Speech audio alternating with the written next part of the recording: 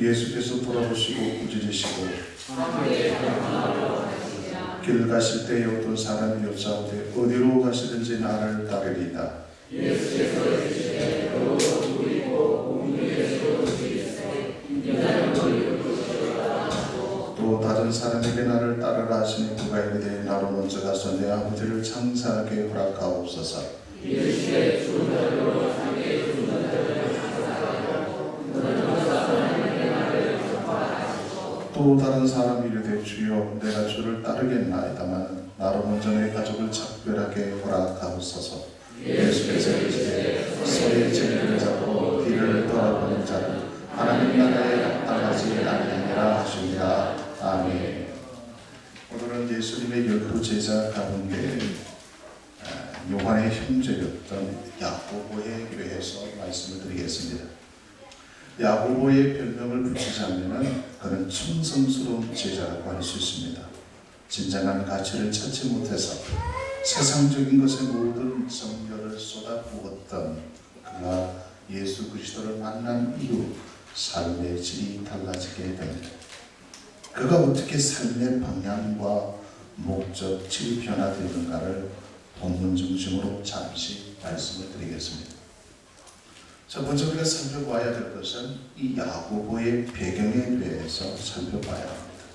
성경은 야고보를 표현할 때 세베대의 아들 야고보 그렇게 표현을 합니다. 야고보라는 이름을 가진 자들이 여러 있었기에 예수님의 제자 야고보를 밝히기 위해서 세베대의 아들이라고 그렇게 표현한 것입니다. 그러나 더 중요한 것은 그 당시 세베대가 영향력이 있었던 사람이었음을 알려주는 것입니다. 야고보의 직업은 어부였습니다. 누가복음 5장 10절 말씀에 보면은 이 사람은 베드로와 동업자로 기록을 하고 있어요. 우리는 예수님의 제자들 대부분이 어부라고 생각을 하고 있습니다. 바닷가에 어부였다고 하니까 낚시나 하는 소규모 사람들로 생각할 수 있습니다.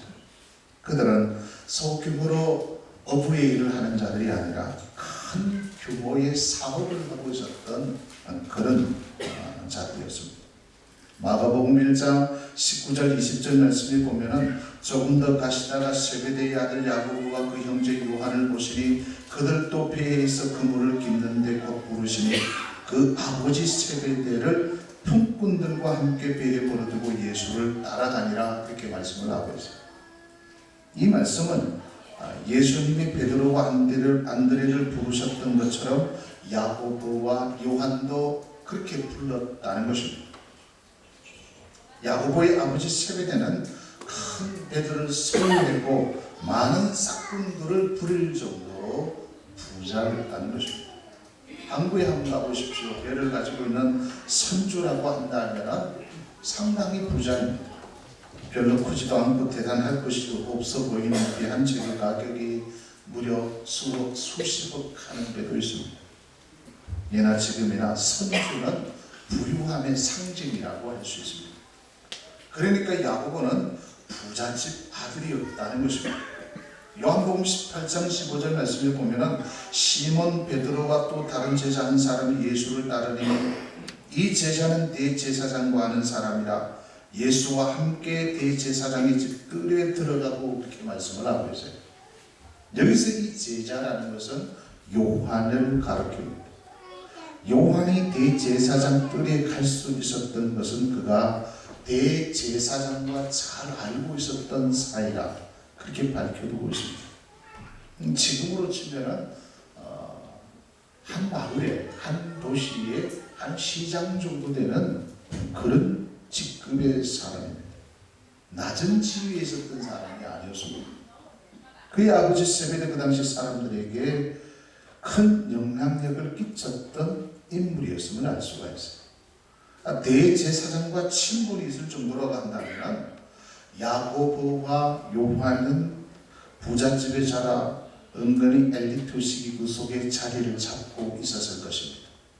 사복음서를 통해서 쭉 살펴보게 되면은 야고보와 요한이 하는 행동이라든지 그들의 어떤 성격 기질 이런 것들을 쭉 살펴보게 되면 가난한 집안에서 자란 사람이 아니라 좀 부유한 집안에서 자라난 그런 엘리트들이었다는 것을 알 수가 있습니다. 하나님의 나라는 모든 자들에게 열려 있습니다. 작은 자나 큰 자나 배운 자나 무식한 자나 가난한 자나 부유한 자나 할 것 없이 남녀노소 모든 자들에게 열려 있는 것이 하나님 나라의 특징입니다. 하나님이 세우신 교회도 마찬가지예요. 모든 자들에게 열려있는 공동체가 바로 교회입니다. 만약에 교회가 차별을 한다든지 당신은 무식하기 때문에 가난하기 때문에 우리 교회 못 온다든지 아니면 당신은 너무 세상에서 잘 나가기 때문에 우리 교회는 좀 곤란합니다. 당신은 너무 큰 부자입니다. 이렇게 따진다면 그것은 이미 교회의 기능을 상실하고 있다는 증거입니다. 선교단체의 약점이 바로 이거예요. 같은 세대, 같은 생각을 가지고 있는 사람들만 모여있는 것이 교회가 아니에요. 젊은 사람들만, 우리 교회는 배운 사람들, 우리 교회는 가난한 사람들만 모여있습니다. 그것은 교회라고 할 수 없습니다. 교회라는 것은 모든 계층, 모든 사람들, 모든 민족과 열방, 남녀 구분 없이 혈통의 구분 없이 열려있는 것이 바로 교회라고 할 수 있습니다. 미국에 가면 백인들만 모이는 교회가 있어요. 흑인들만 모이는 교회가 있습니다. 어느 교회는요, 한 사람이 등록하게 되면 공동의회를 열어가지고 이 사람을 회원으로 받을 것인가 말 것인가 투표를 한다. 그래가지고 한 사람이라도 반대하면 그 사람을 등록시키지 아니한 희한한 경우도 있습니다.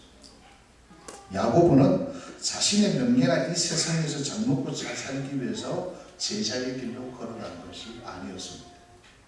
진리를 발견하고 예수 그리스도의 제자의 길로 가는 것이 인생에 있어서 가장 가치 있는 이름을 발견했기 때문에 그런 제자의 길로 걸어간 것입니다.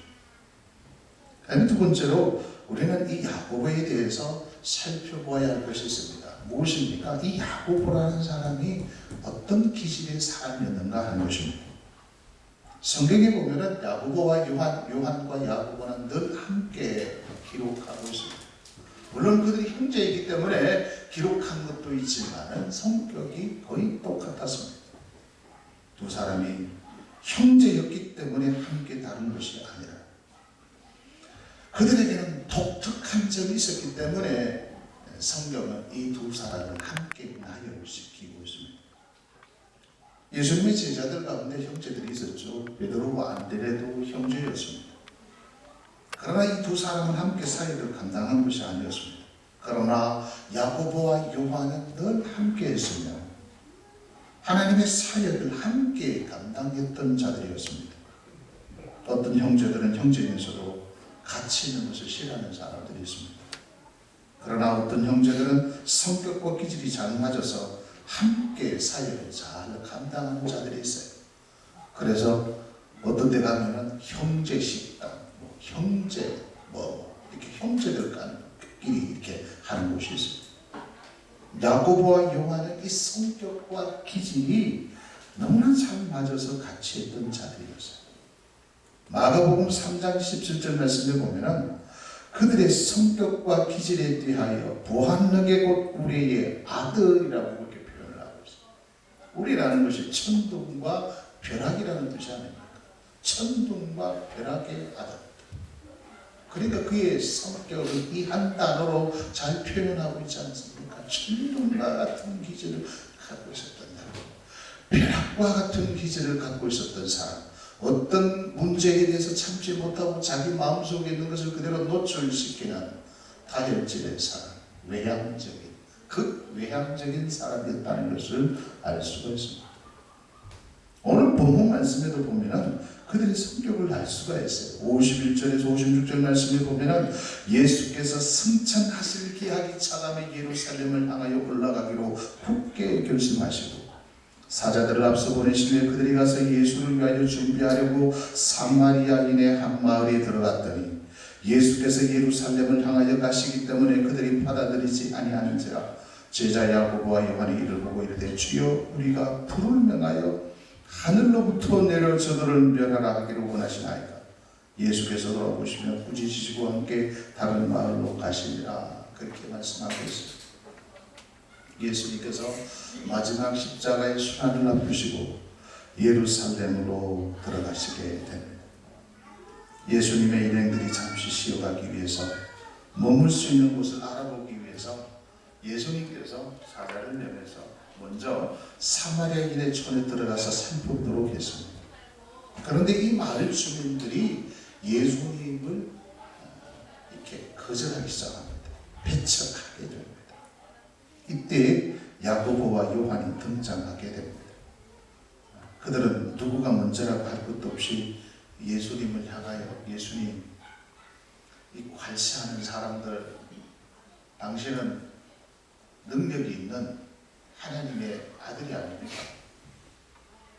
이 사람들의 마을에 불벼락을 내려서 이 사람들을 모험적으로 죽여버리십시오. 그러면 저들이 정신을 차릴 것입니다. 한 가정의 시범 케이스로 하늘에서 불을 내려가지고 확 쏴버리십시오. 불살라버리십시오. 죽여버리십시오. 이런 요청입니다. 이들은 천부적인 성질이 불과 같은 모습, 벼락과 같은 그런 성격을 가지고 있었던 자들이었습니다. 마태복음 20장 20절에서 21절 말씀에도 보면은 그때의 세베대의 아들의 어머니가 그 아들들을 데리고 예수께 와서 전하며 무엇을 구하니 예수께서 이르시되 무엇을 원하느냐 이르되 나의 이 두 아들을 주의 나라에서 하나는 주의 우편에 하나는 주의 좌편에 앉게 명하소서. 세베대의 아들의 어머니라 하는 것은 바로 야고보와 요한의 어머니를 말하는 것입니다. 이 어머니가 자신의 두 아들 야고보와 요한을 예수님에게 데려온 목적이 있었는데 그것은 예수님에게 청탁하러 온 것이죠. 예수님께서 정권을 잡으시면은 이 두 아들을 하나는 우편에 하나는 좌편에 앉게 해달라는 그 치맛바람을 일으켰던 것을 볼 수가 있습니다. 이 장면을 보면서 어떤 느낌이 듭니까?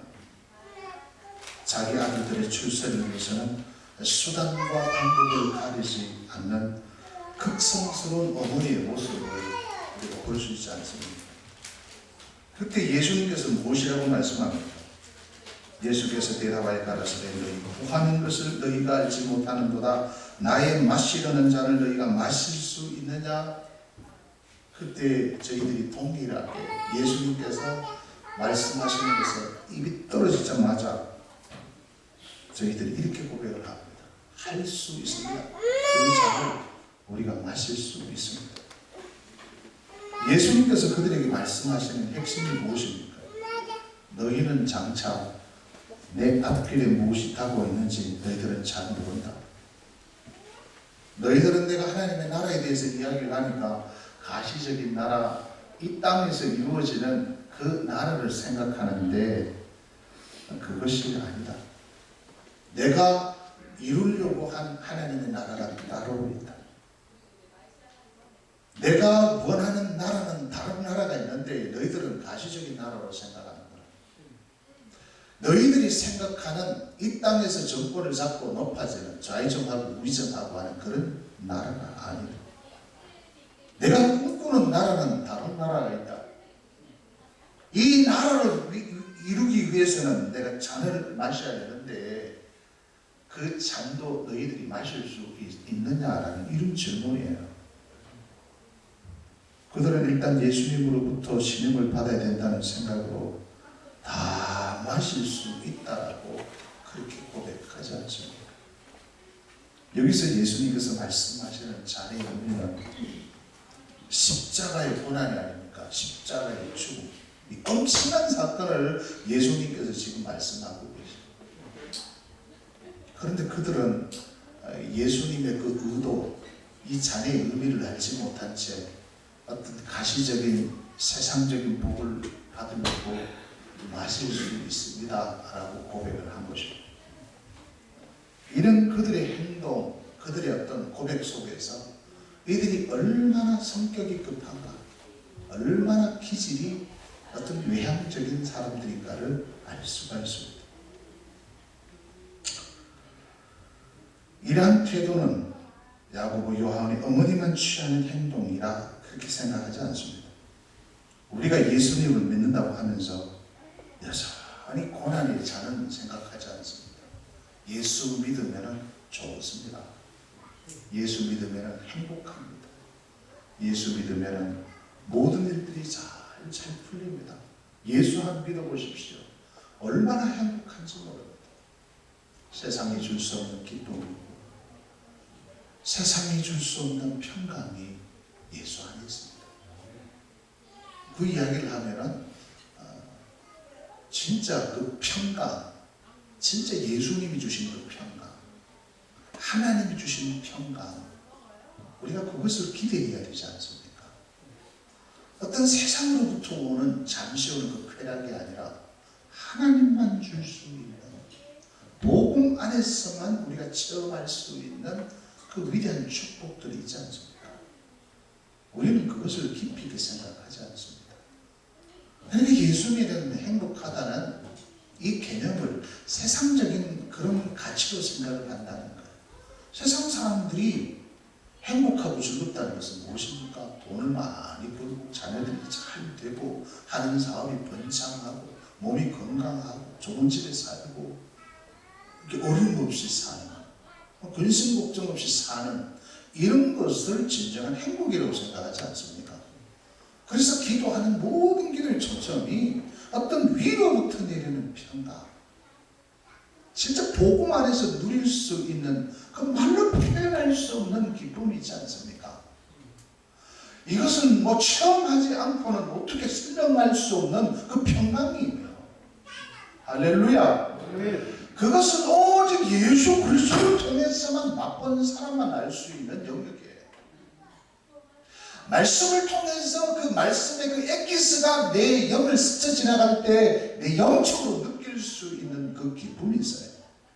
이것은 뭐 세상의 물질, 뭐 넓은 집에 산다고 해서, 자식이 좀 잘 된다고 해서, 내 사업이 좀 번창한다고 해서 오는 그 기쁨의 차원을 뛰어넘는 하늘의 가치예요. 그런데 우리는 자꾸만 내가 가지고 있는 그 패러다임, 내 고정관념으로 자꾸만 하나님의 세계를 생각하게 되는 거예요. 그러니까 자꾸 하나님의 그 뜻과 우리의 뜻이 자꾸 어긋나는 거예요. 내가 기대하는 것이 되지 않으면 마치 하나님이 무능력하신 것처럼 그렇게 생각을 한다는 것입니다. 사람들은 지금도요, 십자가 없이 영광의 자리만을 요구하고 있어요. 십자가를 세워놓고 십자가를 싫어해요. 우리 기독교의 핵심이 십자가인데, 우리 기독교의 핵심이 예수님의 그 잔인데, 그 쓴 잔인데, 이 십자가를 목에 걸고 다니면서도 십자가를 싫어해요. 십자가는 와대한 게 아니에요. 십자가는 고통이에요. 십자가는 희생이에요. 십자가는 철저하게 나 자신을 죽는 거예요. 십자가는요, 거기는 고통이 있습니다. 가시가 있어요. 그래서 그것이 지나가야만이 크라운, 영광이 찾아오게 되어 있어요. 그러나 안타깝게도 오늘날 우리는 이 십자가를 싫어합니다. 벼락과 같은 성교, 고난 없는 영광의 자리만을 원했던 이 야곱, 좋게 말하면 다른 제자들이 찾을 수 없는 엄청난 에너지 열정을 그들은 가지고 있었습니다. 그 야곱 속에는요, 베드로보다 더 이글거리는 열정이 있었어요. 예수님은 바로 야곱 속에 있는 그 열정을 본 겁니다. 불덩어리를 본 거예요. 다른 걸 본 게 아니에요. 그 인격이나 성품을 본 것이 아닙니다. 다루지 못하고 있는 엄청난 에너지가 이 야고보의 그 마음 속에 이글이글거리고 있었던 것입니다. 예수님을 만나기 전에 야고보 속에 있었던 열정은 다듬어지지 않는 분노와 같은 거예요. 거기에 한번 걸리면 죽는 거예요. 마치 자연 속에서 활발하게 뛰노는 야생마와 같은 그런 기질을 갖고 있었던 사람이 야고보였습니다. 예수님은 파묻히지 않는 분노를 하나님이 원하시는 이 열정으로만 바뀌어지기 시작합니다. 이 야곱 속에는 깊은 내면 속에 있던 그 불덩어리가, 그 열정이 성령의 불로 함께 역사한다면 이 야곱은 엄청난 일을 할 수 있는 사람. 마음속에 우리가 열정이 있어야 삶의 질이 달라지고, 이 열정이 있어야만이 우리가 환경을 이겨낼 수 있는 능력이 이곳에서 나올 수 있습니다. 이 세상에서 가장 볼품없이 사는 자는 열정이 없는 사람입니다. 속에 뭔가가 있어야 돼요. 나이가 먹어도요, 우리 속에 이게 이글거리는 것이 있어요. 그 이글거리는 것이 있어야만이 삶의 방향, 목적, 이것이 선명해질 수가 있어요. 우리의 마음속에 이 패토스, 하나님이 주신 이 열정, 정령, 이게 없으면은요, 물 흐르는 대로, 바람 부는 대로 삽니다. 이것도 저거, 저것도 저거. 시간 있으면 예배 드리고, 시간 없으면 놀고, 피파를 오면 배교하고, 평가가 오면 또 교회가. 이게 무슨 신앙이에요? 마음속에 열정이 없는 자는 꺼진 등불을 가지고 길을 가려고 하는 사람. 마치 자동차의 엔진이 꺼진 상태에서 자동차 위에서 운전하려고 하는 사람이 맞습니다. 우리 인생에 있어서 이 열정은 너무나 중요합니다. 신앙생활을 하는 데 있어서도 마찬가지입니다. 열정이 있느냐 없느냐, 이것이 너무나 중요합니다. 다듬어지지 않았던 열정, 쓸데없는 곳에 에너지를 쏟았던 이 열정을 이제 예수님의 손에 가여 다듬어 가시는 것입니다. 많은 사람들 속에 다루어지지 않는 열정들이 너무나 많습니다. 어떤 사람들은 그 열정을 태우기 위해서 밤새도록 술을 마시고, 퍼마시라 부르자, 퍼마시라 부르자, 밤새도록 술 마시는데 모든 열정을 쏟아부는 사람들이 있습니다. 어떤 자들은 도박에 빠져서 자신의 열정을 소비하는 사람들이 있어요. 정욕에 빠져서, 명예에 빠져서, 세상의 권력에 빠져서 거기에 열정을 소비시키는 어리석은 인생들이 있습니다. 어떤 사람은 그 열정을요, 뒤에서 자동차 빵빵 소리 난다고 해서 내려와서 도끼를 들고 그 열정을 표현하는 사람이 있어요. 다른 사람을 해치는데 그 열정을 사용하는 사람들이 있습니다. 오늘날 많은 사람들이 가슴에 그 열덩어리가 있습니다. 열덩어리. 걸리면 죽이나. 한번 걸려봐라. 속에 분노의 열정이 이글이글거리고 있는 거예요.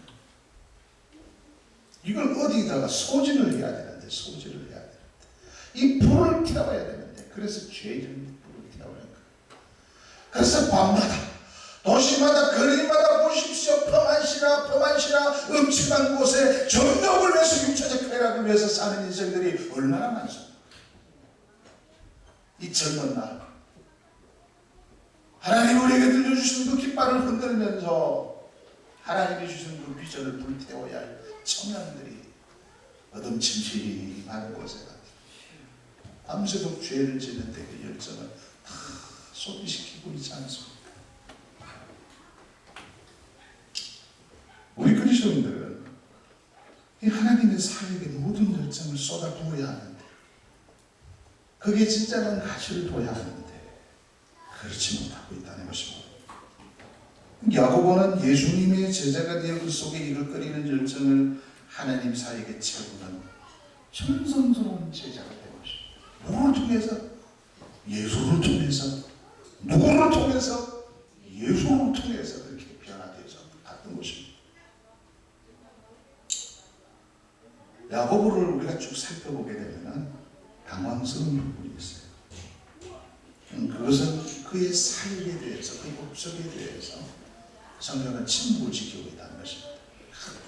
베드로보다도 더 큰 부를 갖고 있었던 이 야고보, 이 야고보에 대해서 좀 상세하게 기록을 해주면 얼마나 좋겠어요. 그런데 우리가 살펴볼 수 있는 것은 야고보는 예수님을 끝까지 따라갔다는 것입니다. 예수님이 계시는 곳이라면 언제나 그가 있었습니다. 베드로가 있는 곳에는 항상 함께 있었어요. 요한이 있는 곳에 항상 야고보가 있었습니다.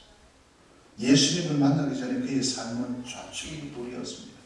그것은 그의 성격과 기질 때문이었다고 할 수 있습니다. 한 자리 오래 머물 수 없는 자, 자신의 감정이 앞섰던 자, 쉽게 실증을 느꼈던 자가 야고보였습니다.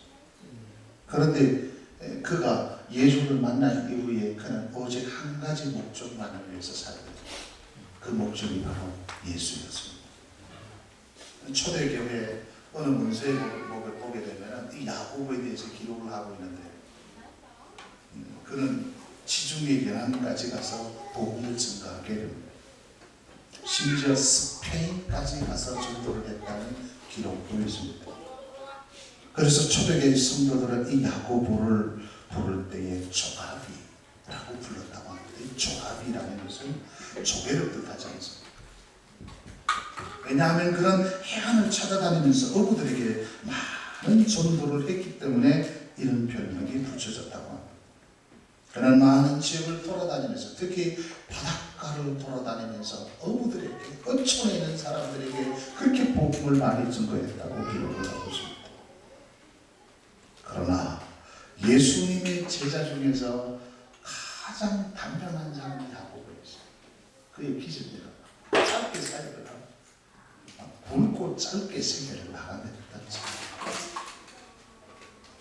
야고보는 지상에서 오래 살지 못했지만 그에게는 제자 중 12제자 중에 최초의 순교자라는 그런 별명을 붙여지게 되었습니다. 때는 AD 44년이었습니다. 사도행전 12장 1절 이하의 말씀에 보면 한 제자의 죽음에 대해서 이렇게 기록하고 있습니다. 때에 헤롯 왕이 손을 들어 교회 중에서 몇 사람을 해하려 하여 요한의 형제 야고보를 칼로 죽이니.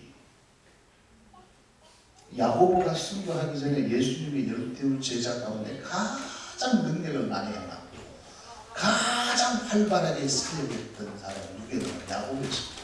베드로가 아니었어요. 야고보였습니다. 그래서 헤롯이 보고 저 12 제자 중에서 가장 먼저 한 명 시범 케이스로 죽여야 되는데 누구냐? 저 활발하게 날뛰고 있는 야고보를 먼저 죽였던 것입니다. 그 첫 번째 대상이 바로 야고보였습니다. 사람들은 오래 살면 축복이라고 생각합니다. 빨리 죽으면은 좀 문제가 있는 게 아닐까, 혹시 죄를 많이 지어서 하나님께 저주받은 것은 아닐까, 그렇게 생각합니다. 그런 것만은 아니죠. 지난주에 살펴본 야고보의 동생이었던 요한은 12 제자 가운데 가장 오래 산 제자라고 말씀을 드렸어요. 이 요한은요, 끈질기게 살았어요. 기름에 티가 더 살았습니다. 그리고 밤모습에 유배하면서 가장 찬란한 요한계시록을 보았다. 그것을 기록했던 제자였습니다.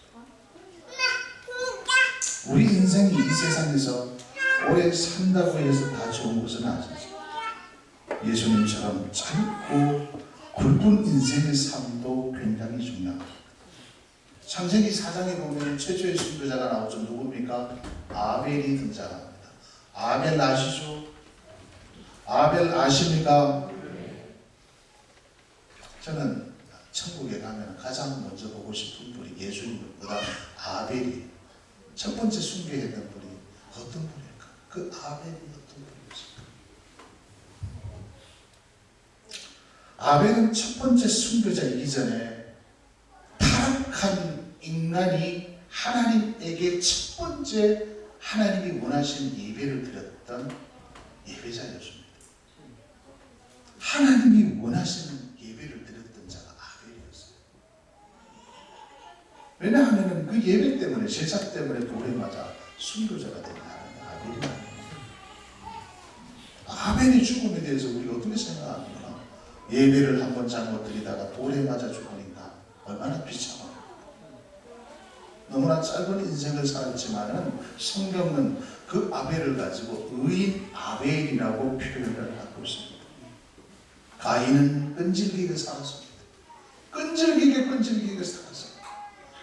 그는 세속적인 그런 도시도 만들고요, 엄청난 문화와 경제, 하여튼 큰 도시도 만들고 그 가인의 후손들이 얼마나 잘 됐습니까? 그런데 성경은 그 가인을 향하여 가인의 길로 가지 말라라고 성경은 우리에게 교훈하고 있습니다. 가인은 저주받을 자의 어떤 대표였지만 아벨은 짧은 인생을 살았지만은 성경은 아벨을 향하여 의인 아벨이라고 말씀하고 있습니다. 사람들은 이 세상에서 오래 살기를 원합니다. 어떤 삶을 살든지 간에 이 세상에서 끈질기게 살기를 원하고 있습니다. 물론 장수가 하나님 주신 축복입니다. 그러나 오래 산다는 것이 중요한 것이 아니라 삶의 질이 중요합니다. 오래 살면서 다른 사람에게 해를 끼친다면 그 장수는 복이라고 할 수 없는 것이죠. 저주입니다.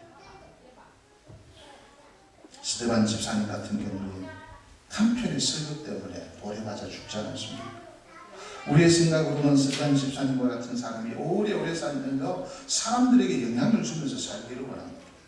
그런데 청년의 나이에 죽어버리게 됩니다.